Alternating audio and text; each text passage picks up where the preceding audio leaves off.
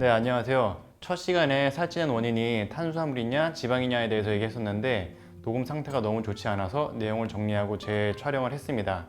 사람들하고 얘기를 해보면 보통 살을 빼거나 살이 찌지 않으려면 탄수화물을 피해야 한다고 말을 많이 하세요. 예전에는 기름진 음식을 피해야 된다고 했었는데 사람들 인식이 많이 바뀐 것 같습니다. 저탄고지, 황제 다이어트, 케토제닉 다이어트가 유행했고 아직도 많은 분들이 시도하는 다이어트입니다. 결론부터 말씀드리면 이 저탄고지의 원조인 에키스 다이어트는 효과가 없다는 게 이미 증명이 되었습니다.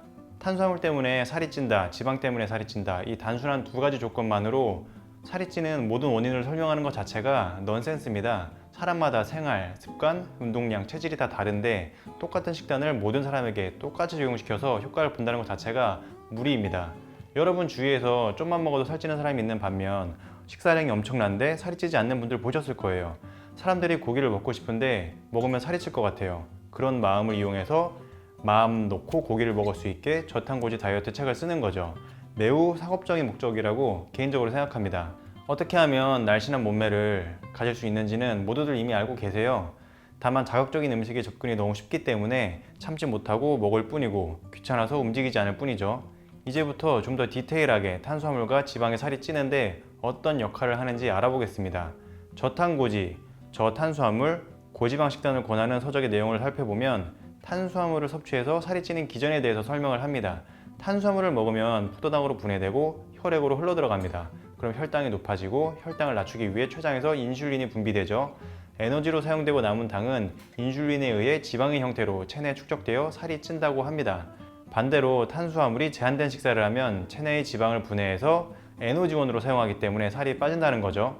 요약하면 탄수화물을 먹으면 인슐린에 의해 지방으로 축적되고 탄수화물을 안 먹으면 에너지로 지방을 써서 살이 빠진다입니다.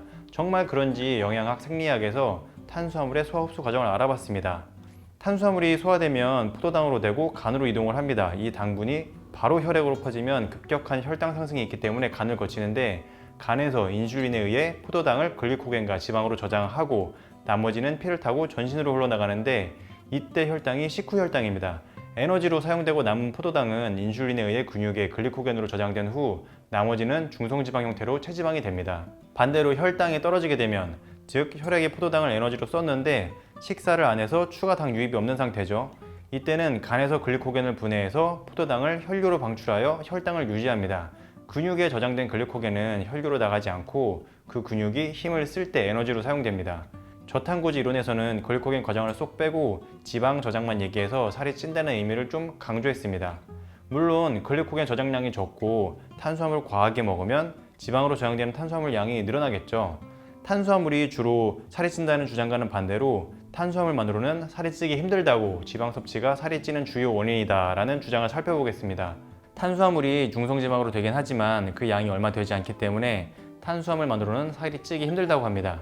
포도당을 지방으로 만들려면 포도당의 안정적인 고리 구조가 체인 구조로 분해되어야 되는데 그 과정에서 많은 열량이 소모되고 만들어낼 수 있는 양도 얼마 되지 않는다고 합니다. 지방 없이 하루 필요량보다 50% 많은 열량을 당분으로만 먹게 했을 때 얼마나 지방으로 전환되는지 실험해서 많아야 하루에 10g 남짓이라고 합니다. 1년이면 3.65kg 정도 되겠죠? 앞서 말한 것처럼 인체는 포도당을 지방으로 만드는 것에 매우 비효율적이어서 그냥 태워버린다고 합니다.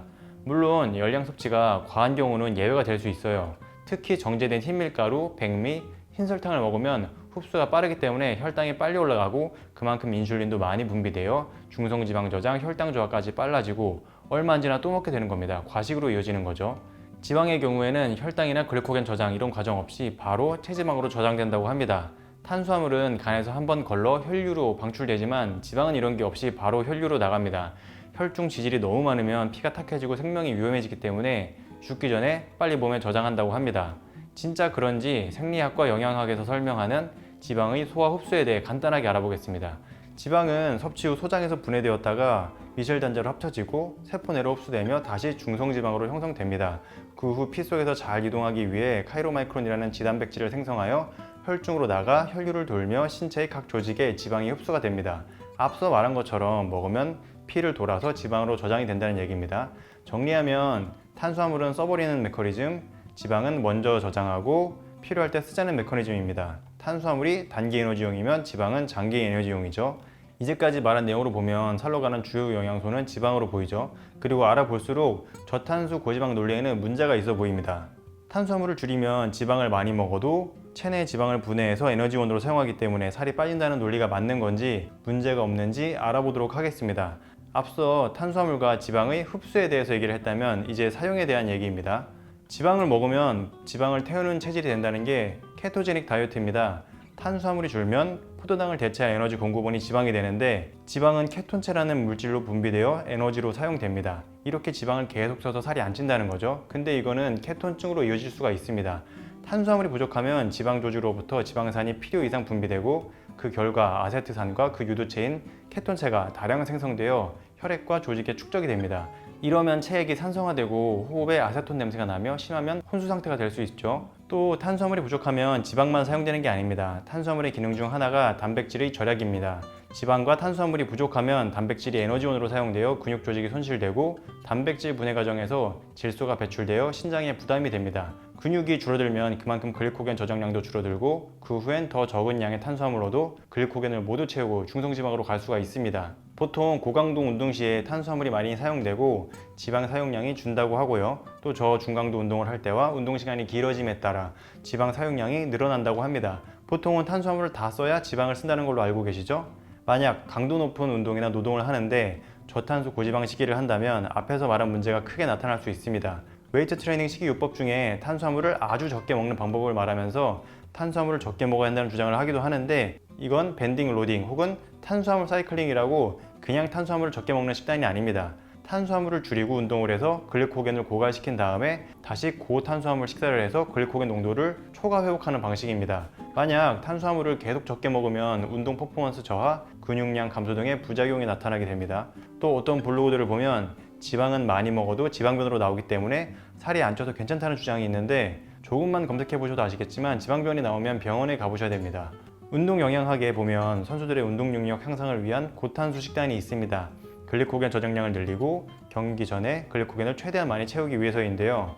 왜냐하면 근육에 저장된 글리코겐이 운동 시에 바로 에너지원으로 사용되기 때문이죠. 탄수화물이 정말 비만의 주범이라면 이런 식단법은 있을 수가 없겠죠. 탄수화물을 먹고 쉽게 살이 찐다면 오래전부터 쌀이 주식인 수십억 명의 뚱뚱한 아시아인들을 관찰할 수 있어야 하고 서양인보다도 비만이 많아야 합니다. 식단이 서구화되면서 비만도 줄어들어야 되는데 그렇지가 않죠? 조선 사람들은 엄청난 양의 쌀밥을 먹었지만 과연 뚱뚱한 조선인이 많았을까요? 보통 우리가 쌀밥과 설탕만 많이 먹는 경우는 없습니다. 보통 과자, 빵, 피자, 파스타, 라면 등을 먹고 탄수화물을 많이 먹었다고 할 텐데 여기에는 탄수화물 외에도 쇼트닝, 마가린, 버터, 우유, 치즈, 식용유 등 지방도 충분히 들어있습니다. 탄수화물과 지방 다 많이 먹은 거죠. 게다가 대부분이 정제된 흰 밀가루로 만들어져서 흡수도 굉장히 빠릅니다. 비만을 방지하기 위해서 탄수화물을 먹지 마라, 지방을 먹지 마라. 한 가지 방법의 식단을 여러 사람에게 맞다고 주장하는 건 다 사기라고 생각합니다. 듣기 좋은 말로 독자로 흘려 책을 팔아먹으려는 수작이라고 개인적으로 추정을 합니다. 정답은 여러분들 다 아시는 것처럼 탄수화물, 지방, 단백질 골고루 과식하지 않고 적당량을 먹는 거겠죠. 탄수화물이든 지방이든 자신이 사용하는 칼로리를 훨씬 넘어서는 열량을 섭취하면 결국 살이 찌게 돼 있습니다. 중요한 건 자신의 생활에 맞게 섭취하는 겁니다. 높은 강도의 노동이나 운동을 하는 사람에게는 고탄수 식이가 필요하겠고 평소에 많이 걸어 다닌다거나 가벼운 움직임을 오래 하는 사람이라면 지방을 좀 많이 먹어도 괜찮을 겁니다. 극단적으로 운동도 거의 안 해서 글리코겐 저장량도 적고 사무직에다가 집에서 소파에 누워있는 사람은 뭘 먹든 바로 살이 찌겠죠.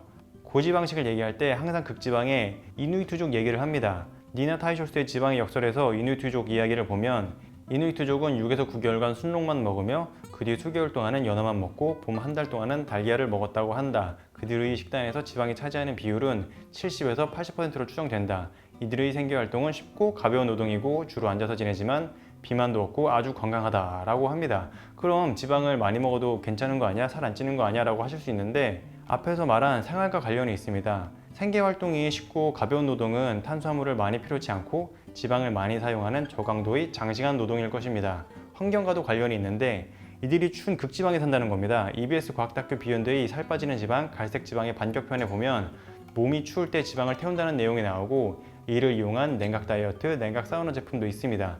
환경, 생활 패턴 다 제외하고 식단만 보고 저게 맞는 거구나, 괜찮다 할 수는 없습니다. 문명인이 이누이트족보다 더 쉽게 과식할 수 있고 더 게으를 수 있는 환경이 있는데 단순 비교하는 건 무리가 있죠. 자기 생활과 맞는 식생활을 하시고요. 강도 높은 운동, 노동을 하시는 게 아니라면 흰쌀, 흰밀가루, 흰설탕 같은 흡수가 빠른 정제된 음식은 피하는 게 좋습니다. 현미 같은 통곡물 위주로 드시는 게 영양면으로도 좋고요. 지방도 건강한 지방 위주로 적당히 드셔야 됩니다. 지방은 탄수화물보다 그램당 열량이 2배 정도 많기 때문에 지방 비율을 늘리시고 싶으시면 양을 줄이셔야 됩니다. 어떤 탄수화물과 지방을 먹어야 하는지는 탄수화물편과 지방편에 더 자세한 내용이 나와 있고요. 이번 내용은 여기까지입니다. 결론이 너무 뻔하죠? 의견이나 질문, 반론 남겨주시면 참조해서 그에 대한 콘텐츠를 만들어 보겠습니다. 좋아요, 구독도 부탁드리겠습니다. 모두 건강하세요.